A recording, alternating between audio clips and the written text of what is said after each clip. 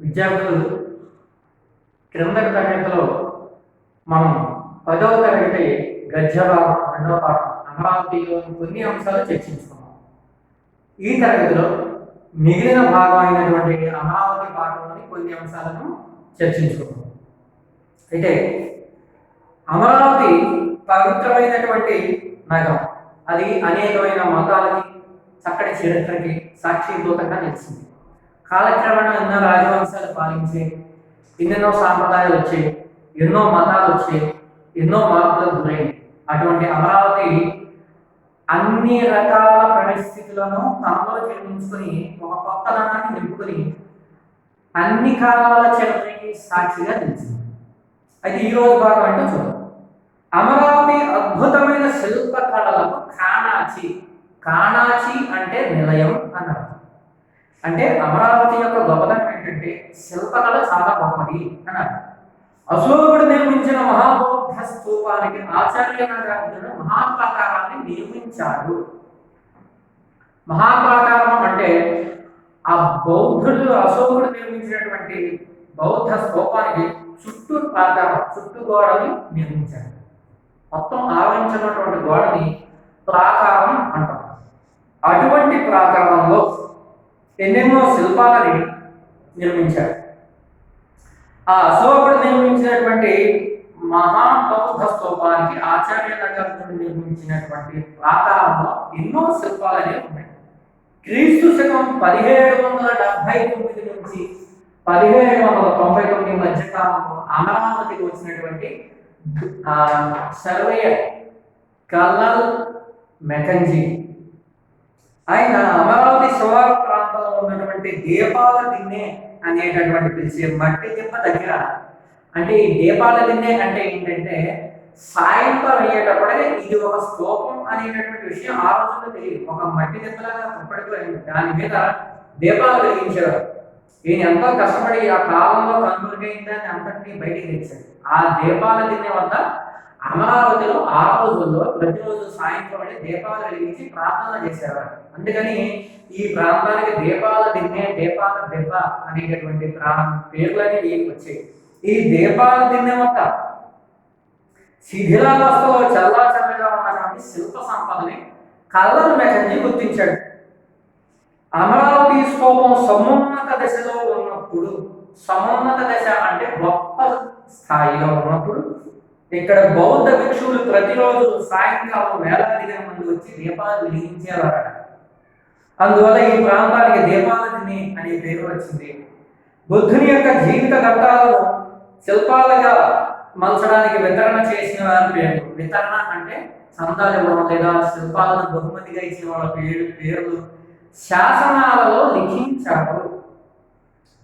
ఒక చర్మకారుడు పూర్ణకుంభాన్ని చెక్కించి బహూకరించినట్టుగా అమరావతి శాసనాలలో తెలుపుతుంది. చర్మకారుడు అంటే చెప్పులు కుట్టేవాడు కూడా చక్కగా ఈ శిల్పాల నిర్మాణానికి పూర్ణకుంభం, ఈ రోజు మన రాష్ట్రానికి అధికారికంగా ఉన్నటువంటి పూర్ణకుంభాన్ని ఈ అమరావతి శిల్పాల నుంచి తీసుకున్నదే. అటువంటి పూర్ణకుంభాన్ని ఒకప్పుడు ఒక చర్మకారుడు ఎక్కించారనే ఒక కథ ప్రచారంలో ఉంది.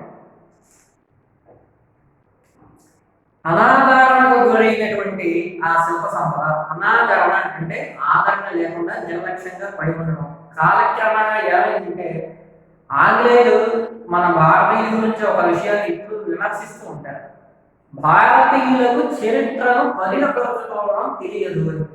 విదేశాల్లో ఎక్కడికి వెళ్ళినా సరే వాళ్ళు వాళ్ళ యోగ స్థలాలని, శిల్పాలని, ప్రార్థనా మందిరాలు అవన్నీ కూడా చాలా జాగ్రత్తగా చూస్తారు. అదే మన భారతదేశ సంస్కృతికి వచ్చేటప్పటికి మనం 8వ తరగతిలో చర్చించుకున్నటువంటి అజంతా చిత్రాలు చూస్తే ఆ పరిస్థితి ఏంటో మనకు బాగా అర్థమవుతుంది. ఆ గోడల నిండా గీతలు పెట్టి, గోడలు పుడిచి, తీసేలు పెట్టి, గొలిపి ఇలాగా నానా అవస్థల్లో పెట్టి శిల్ప సంపదలు నాశనం చేశారు. అదే పరిస్థితి ఈ అమరావతి స్తూపానికి ఉన్నటువంటి శిల్పాలను కూడా కట్టించారు మన భారతీయులు. అటువంటి నిరాదరణ అంటే ఆదరణ లేకుండా పడి ఉన్నటువంటి శిల్ప సంపద అతన్ని ఆకర్షించింది. ఆ ప్రాంతానికి సర్వేయర్గా వచ్చినటువంటి మెకంజీ, సర్వేయర్ అంటే ఒక ప్రాంతం యొక్క విస్తీర్ణం ఉంటుంది, ఆ ప్రాంతంలో ఏ వసతులు ఉన్నాయి, సదుపాయాలు ఉన్నాయి, కట్టడాలు ఉన్నాయి, ఇవన్నీ కూడా నివేదించేటటువంటి ప్రభుత్వ అధికారిగా బ్రిటిష్ కాలంలో వచ్చినటువంటి కల్నల్ కాలిన్ మెకంజీ ఈ అమరావతి స్తూపం దగ్గరికి వచ్చి దీపారాధన చూస్తే అక్కడ నిర్లక్ష్యంగా శిల్పాలన్నీ పడి ఉన్నాయి. అవన్నీ చూసిన అతనికి ఆ శిల్ప సంపద ఆకర్షించింది. ఈ శిల్ప సంపద గురించి ఆంగ్ల ప్రభుత్వానికి తెలియజేశారు. కృష్ణానది పరివాహక ప్రాంతంలోని పరివాహక ప్రాంతం అంటే చుట్టుపక్కల ప్రాంతము అని అర్థం. అంటే కృష్ణానది ప్రవహిస్తున్నటువంటి ప్రాంతాలలో ఉన్న ఊళ్ళల్లో ఉన్నటువంటి నాగార్జునకొండ అంటే నాగార్జున సాగరం, దంతగిరి, నేలకొండపల్లి, ధూళికట్ట, భట్టికోలు మొదలైన ప్రదేశాలలో లభించినటువంటి బౌద్ధ మత శిల్పాలను అమరావతి స్కూల్ ఆఫ్ ఆర్ట్ అని పిలుస్తారు. ఇలా ఎన్నో శిల్పాలు కాలగర్భంలో కలిసిపోవడం అంటే శిథిలం కాగా అని అర్థం. శిథిలం కాగా మరికొన్ని విదేశాలకు తరలిపోయాయి అంటే బ్రిటిష్ వాళ్ళు కొన్ని శిల్పాలను తరలించారు. పల్నాడు పావరాయిగా పిలిచినటువంటి సున్నపురాతిపై చెక్కిన 120కి పైగా అమరావతి కళారూపాలు, వీటిని 120 మార్బుల్స్ అని చెప్తా ఉంటారు. అలాగే ఇంగ్లీష్లో కూడా దీని మీద చాలా పుస్తకాలు వచ్చాయి. ఈ బ్రిటిష్ మ్యూజియంలోని అసాహి షింబుర్ గ్యాలరీలో ఇప్పుడు విదేశాల్లో మన అమరావతి శిల్పాలు ఉన్నాయి. అమరావతి సాంస్కృతిక వైభవాన్ని, శిల్పకళా వైశిష్ట్యాన్ని ప్రపంచానికి చాటి చెబుతూ ఉన్నాయి. ఇవన్నీ కూడా ఇప్పుడు ప్రస్తుతం బ్రిటిష్ వాళ్ళ మ్యూజియంలో ఈ అమరావతి శిల్పాలన్నీ కూడా ఉన్నాయి. వాటిల్లో ఒకటి ఇది. ఇలాంటివి మనం ఎన్నో చూడొచ్చు. మనం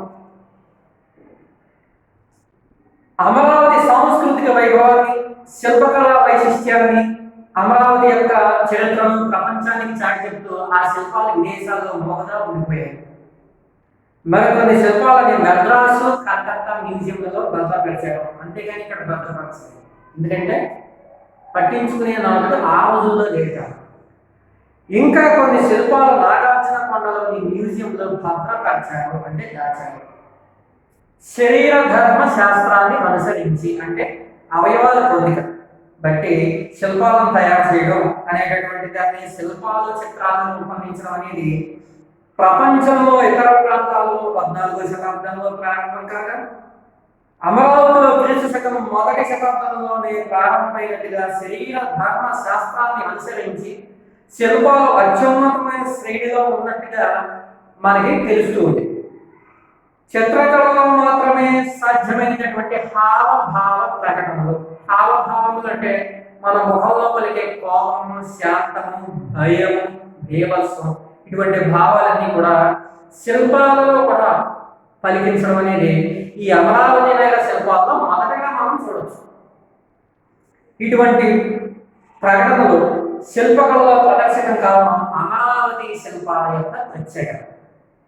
అజంతా ఎల్లోరా శిల్పాలు కూడా అమరావతి శైలిలోనే ఉండడాన్ని మనం పురావస్తు శాఖ వారు గుర్తించారు. అంటే ఈ అమరావతిలోని బౌద్ధ రామాయణ, అక్కడ అజంతా చిత్రాల్లోని, అజంతా శిల్పాల్లోని ఉన్న ఎక్కువ శాతం బౌద్ధ కథలు, జాతక కథలు, మన భారతదేశంలో ఉన్న సామాజిక పరిస్థితులు ఈ రెండు చోట్ల ఒకటే ఉన్నాయి. కాబట్టి ఈ అమరావతిలోని అజంతా గుహల్లోని చెక్కిన శిల్పాలు కావచ్చు, మరి ఏమైనా అవశేషాలు కావచ్చు, ఇవన్నీ కూడా ఒకే సంప్రదాయంలో ఉన్నటువంటి ఈ అమరావతి శిల్ప విశిష్టత అంత గొప్పది, అజంతా చిత్రాలు, అజంతా గుహలు అంత గొప్పది అని చెబుతూ ఈ అమరావతి శిల్ప సంపద కీర్తిని మనకి తెలియజేస్తూ ఉన్నారు. శిల్పకళా పరిశోధనలో విశేష నైపుణ్యం సంపాదించిన ఫెర్గ్యూసన్ అనేటటువంటి శిల్పకళా పరిశోధకుడు ప్రపంచ శిల్ప సంపదలో ప్రపంచంలో ఎక్కడ ఏ శిల్పాలు చూసినా అలాంటి శిల్పాలతో ఈ అమరావతి శిల్పాలను పోల్చి చూస్తే కనుక అమరావతి శిల్పాల యొక్క తయారీలో అత్యున్నతమైన శ్రేణిలో అంటే చాలా గొప్ప స్థాయిలో ఉన్నాయని తన యొక్క పరిశోధనా పత్రంలో రుజువులతో సహా పేర్కొన్నాడు. అంటే తన యొక్క నివేదికలో సాక్ష్యాధారాలతో, ఫోటోలతో సహా రుజువులతో ఫెర్గ్యూసన్ అమరావతి శిల్పాల యొక్క గొప్పతనాన్ని తన యొక్క పుస్తకాలలో పొందుపరిచాడు. అమరావతి శిల్పంలో మానవ జీవితంలో ఉన్నట్టుగానే ఆ శిల్పాలలో కలిగే భావాలు ఆనందము, విషాదము, క్రోధము, భయము, శోకము, హాస్యము, ఇటువంటి భావాలన్నీ కూడా మన మనుషుల్లో కనబడుతూ ఉంటాయి. అలాంటి భావాలను కూడా జీవలేని రాయిలో పలికించడం అమరావతి నగరంలో శిల్పులు చెక్కినటువంటి శిల్పాలలోని గొప్పతనం. కాబట్టి ఈ అమరావతి శిల్పాలు ఏ శిల్పకళా రీతులకు ఏర్పడ్డాయి? గాంధార శిల్పకళ, మధుర శిల్పకళ. గాంధార శిల్పకళ అంటే భారతీయ శిల్పశాస్త్రం గ్రీకుల యొక్క శిల్పశాస్త్రాన్ని రెండింటిని కలయికతో మన యొక్క గాంధార శిల్పకళని ఈ అమరావతి శిల్పులు రూపొందించి ఈ మధుర శిల్పకళ అంటే దక్షిణాది భారతదేశంలో చలామణి అయినటువంటి శిల్పకళని వీటన్నిటిని మేళవించి అమరావతి శిల్పాలని హావభావాలు ఉట్టిపడేలాగా చెక్కడం అనేది జరిగింది.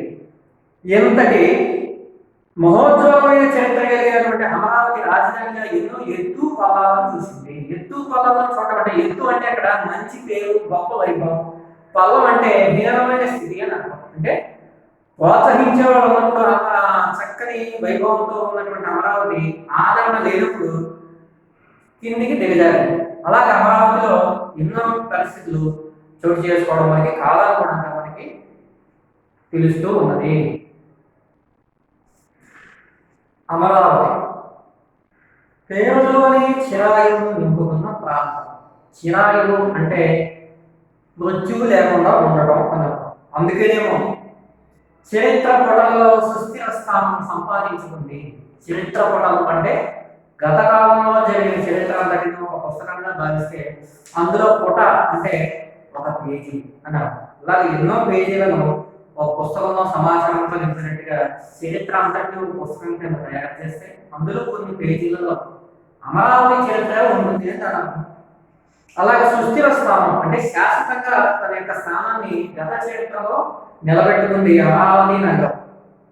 బౌద్ధ చైత్యాలతో నిండిన ప్రాచీన ఆంధ్రుల రాజధాని ఇప్పుడు నవ్యాంధ్రకు సచేతన రాజధానిగా రూపుదిద్దుకుంటోంది. సచేతనం అంటే చైతన్యపూరితమైన, అంటే ఎప్పుడు కూడా ప్రోత్సాహాన్ని అందించేటటువంటి నగరం కింద అని అర్థం. భవిష్యత్తులో చరిత్ర సృష్టించేందుకు ప్రపంచ శ్రేణి నగరంగా నిలిచేందుకు సమాయత్తమవుతోంది, అంటే తయారవుతూ ఉన్నది. శాతవాహనుల కాలంలో వ్యవసాయ, వాణిజ్య, సాంస్కృతిక, ఆధ్యాత్మిక నగరంగా వెలసిల్లిన అమరావతి మళ్ళీ అజరామర కీర్తిని ఆర్జించేందుకు సంతరించుకుంటోంది, పునాదులు వేసుకుంటోంది. అజరామర కీర్తి అంటే శాశ్వతంగా ఉండేటటువంటి మంచి పేరు అని అర్థం.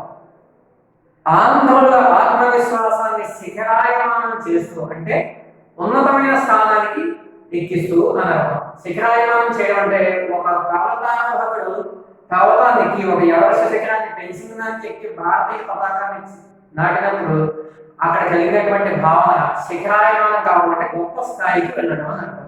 అలాగా శిఖరాయమానం కావడం అంటే గొప్ప స్థాయికి వెళ్ళేలాగా తెలుగు వాళ్ళ ఆశలన్నీ కూడా మంచి ఫలితాలు అందించే విధంగా ఈ అమరావతి నగరం ప్రజా పట్టాభిషేకమే పరమావధిగా, ప్రజలకు పట్టాభిషేకం కావడం అంటే అందరికీ మంచి పరిస్థితులు కలగటమే పరమావధి గమ్యంగా. నవ్యాంధ్ర కేంద్ర బిందువు 21వ శతాబ్ది మేరు నగరంగా, అంటే గొప్ప నగరంగా చరిత్ర పుటలలోకి ఎక్కబోతున్నది. రాజధాని నిర్మించబోయే ప్రాంతం అంతా దేశంలోని పవిత్ర పుణ్యక్షేత్రాల నుంచి సేకరించిన మట్టి నీటితోటి సంప్రోక్షణ చేశారు. సంప్రోక్షణ చేయడం అంటే ఆ సకల నదులలో ఉన్నటువంటి నీటిని తెచ్చి ఆ శంకుస్థాపన చేసే ప్రాంతం మీద చల్లారు. రాజధాని శంకుస్థాపనకు వివిధ దేశాల ప్రజా ప్రతినిధులు హాజరు అయ్యారు. అక్టోబర్ 22వ తేదీ 2015వ సంవత్సరం మన్మథనామ సంవత్సర ఆశ్వీజ శుద్ధ దశమి గురువారం విజయదశమి పర్వదినాన మధ్యాహ్నం 12:36 అమరావతి రాజధానికి శంకుస్థాపన చేశారు. మన భారతదేశ ప్రధాని నరేంద్ర మోడీ సర్వమత ప్రార్థనలు జరుగుతూ ఉండగా ప్రజా రాజధాని అమరావతి ప్రపంచ స్థాయికి చేరాలని, అజరామరమైన కీర్తి దక్కాలని ఆయన ఆకాంక్షించారు, ప్రార్థించారు.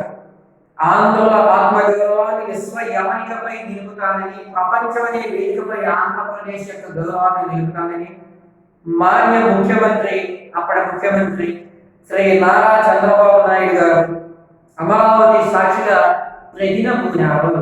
అమరావతిని తీర్చిదిద్దడమే నా కర్తవ్యం అని అప్పటి ప్రధాన ముఖ్యమంత్రి నారా చంద్రబాబు నాయుడు గారు ప్రతిజ్ఞ చేశారు. పాయలన్నీ కలిసి ఒక మహానదిగా రూపొందినట్లుగా, పాయలు అంటే చిన్న చిన్న నదులు, ఏరులు అన్ని కలిపి చిన్న చిన్న కాలువలు ఒక పెద్ద నదిగా తయారైనట్టుగా 5 అంచెలలో అంటే 5 దశలలో రాజధాని నిర్మాణం పూర్తి చేస్తారు. మొత్తం 3 దశలలో 35 సంవత్సరాలలో సంపూర్ణ అమరావతి నగరాన్ని సాక్షాత్కరింపజేసేందుకు ప్రణాళిక రూపొందించబడింది.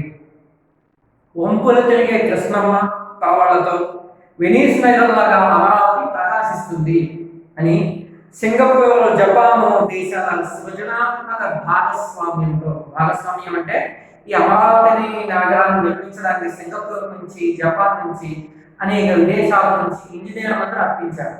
వారి యొక్క భాగస్వామ్యంతో ఆకాశ అరణ్యాలు అంటే ఆకాశాన్ని అంటే భవనాలు, ఉద్యానవనాలు అంటే పార్కులు, సరస్సులు అంటే చెరువులు, కొలములు, రహదారులు పెద్ద పెద్ద రోడ్లతో మనం నవనగరాలు అంటే కొత్త నగరాలు లేదా 9 నగరాలు అని అంటాం. నవనగరాలను నిర్మితం కాబోతూ ఉన్నాయి.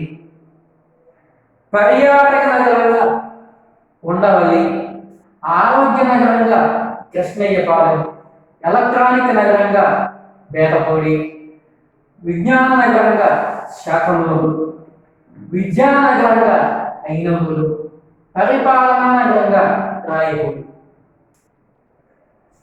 న్యాయ నగరంగా నేలపాడు, క్రీడా నగరంగా అబ్బరాజుపాలెం, ఆర్థిక నగరంగా ఉద్దండరాజుపాలెం, ఆధ్యాత్మిక నగరంగా అనంతపురం. ఇవి నవనగరాలు అంటే కొత్త నగరాలుగా తయారు కాబోతూ ఉన్నాయి.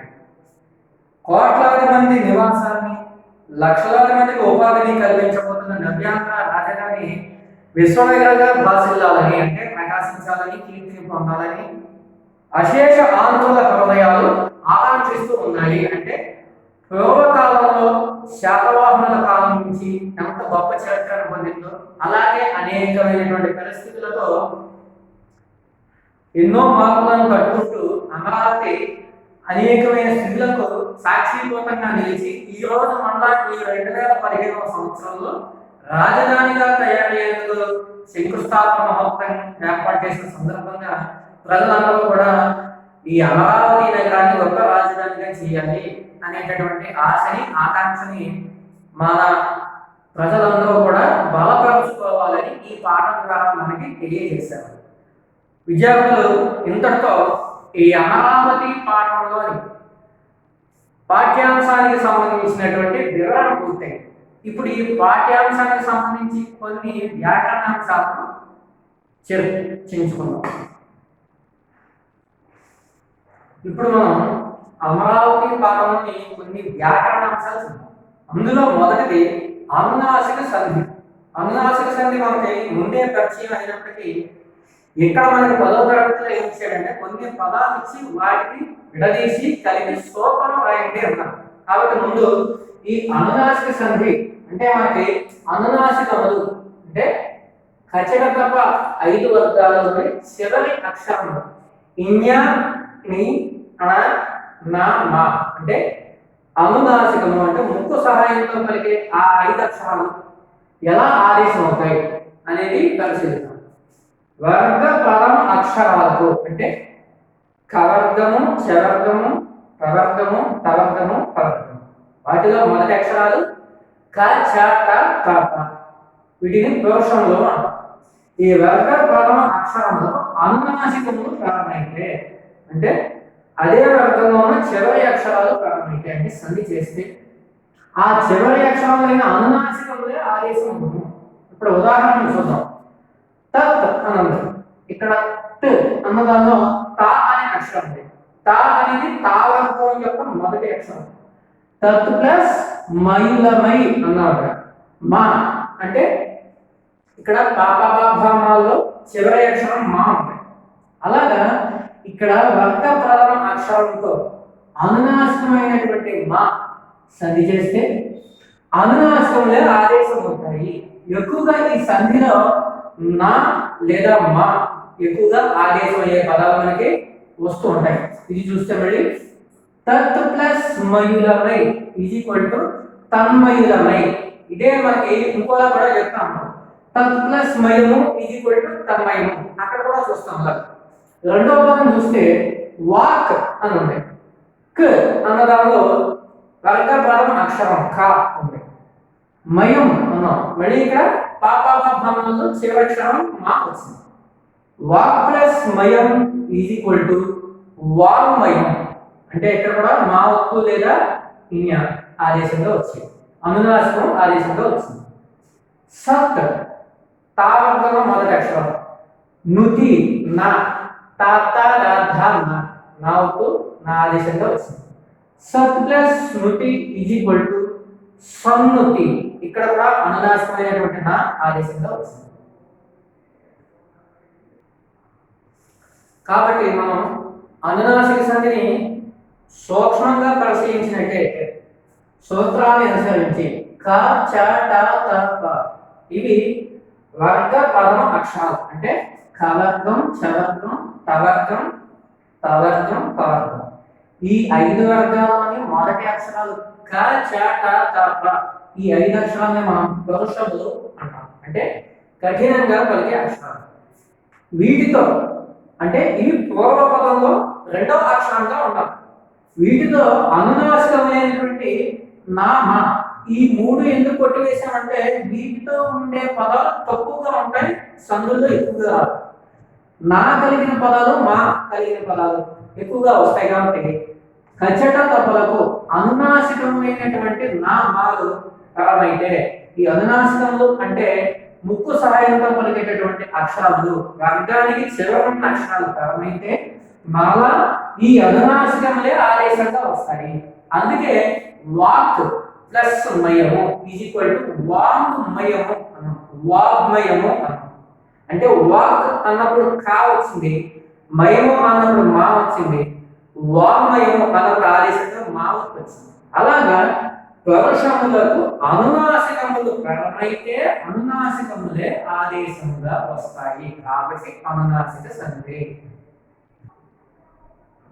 ఇప్పుడు మనం రెండవ అంశమైన పట్వాది సంధి గురించి కొన్ని అంశాలు పరిశీలిద్దాం. పట్వాది సంధి అంటే ఇక్కడ మనం సూత్రాన్ని చూస్తే పట్వాదులు పరమైనప్పుడు అంటే పట్వాదులు అంటే పడు పాటు మొదలైన పదాలు సంధి చేసినప్పుడు ఉత్తమ పదాల కింద అంటే రెండవ పదాల కింద వస్తాయి. ఇటువంటి పదాలలో మొదటి పదం పరమైతే అని అంటారు. మువర్ణకమునకు లోపము అంటే ఈ సంధి జరిగినప్పుడు మొదటి పదంలో ము లోపించి లోపపూర్వ బిందువు విభాష ఎదురు అంటే అరసున్నా లేదా సున్నా లేని రూపం ఇలా ఎన్నో పదాలు అరుదుగా వస్తాయి అని అర్థం. అంటే ఇక్కడ మనం చూసుకున్నట్టయితే భయము ప్లస్ పడు అని ఉంటాయి. ఇక్కడ భయపడు అని రాశారు. అరుదుగా భయం పడు అని కూడా రాస్తాము. ఇక రెండవది సందేహము ప్లస్ పడు అంటే సందేహముడు సందేహముడు. ఇక్కడ భయము ప్లస్ పడు అన్నప్పుడు ఏమైంది? మొదటి పదంలో ఉన్న మూలసం లోపించి ఈ పదం ఏర్పడుతుంది. అలా ఏర్పడడాన్ని పట్వాది సంధిలో అన్నారు. పట్వాదులు అంటే ఉత్తర పదాలుగా వచ్చేటటువంటి పడు, పాటు మొదలైన పదాలను పట్వాదులు అంటే పడు మొదలైన పదాలు అంటారు. ఇలాంటి పట్వాది పదాలు ఆదేశమైనప్పుడు అది పట్వాది సంధి అవుతుంది.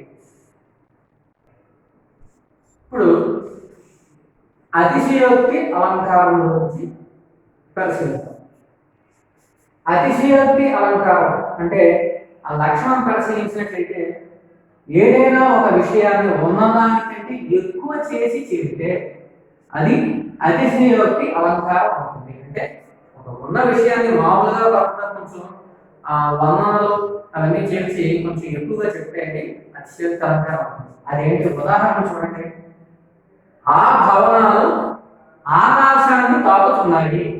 ఈ వాక్యం చూసినట్టయితే భవనాలు ఆకాశాన్ని తాకడం కూడా జరుగుతుంది. కానీ ఆ భవనం ఎత్తుగా ఉంది, ఆ భవనాలు ఎత్తుగా ఉన్నాయి అనే విషయాన్ని తెలపడానికి కొంచెం గొప్పగా ఉన్న విషయాన్ని ఎక్కువ చేసి ఆకాశాన్ని తాకుతున్నంత ఎత్తుగా ఆ భవనాలు ఉన్నాయని తెలిపే విధంగా ఇక్కడ ఈ వాక్యాన్ని అతిశయోక్తి అలంకారంతో కలిసి చెప్పాడు. అలాగే ఇంకొక విషయం పరిశీలించి చూస్తే మా పొలంలో బంగారం పండింది.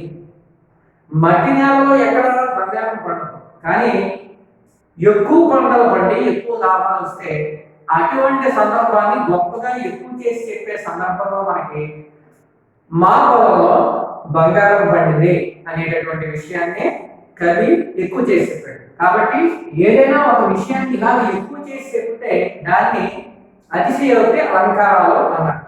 అలాగే అమరావతి పాఠంలో ఆకాశ హర్మ్యాలు అని ఉంది. ఆకాశ హర్మ్యాలు అంటే ఆకాశాన్ని అంటుతున్న భవనాలు అని అంటారు. అంటే ఇక్కడ ఏ ఇల్లు ఏ భవనం ఆకాశాన్ని కాదు, కానీ ఎత్తుగా నిర్మిస్తాం.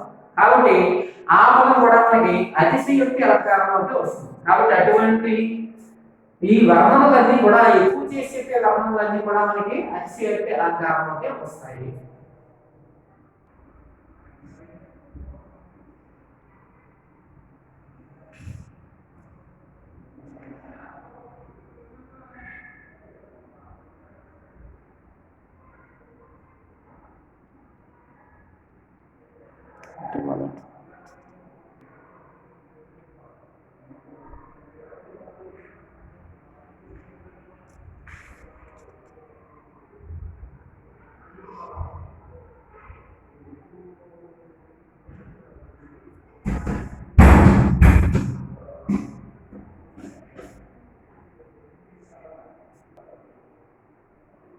విద్యార్థులు, ఇంతటితో అమరావతికి సంబంధించినటువంటి వివరణ అంతా పూర్తయింది.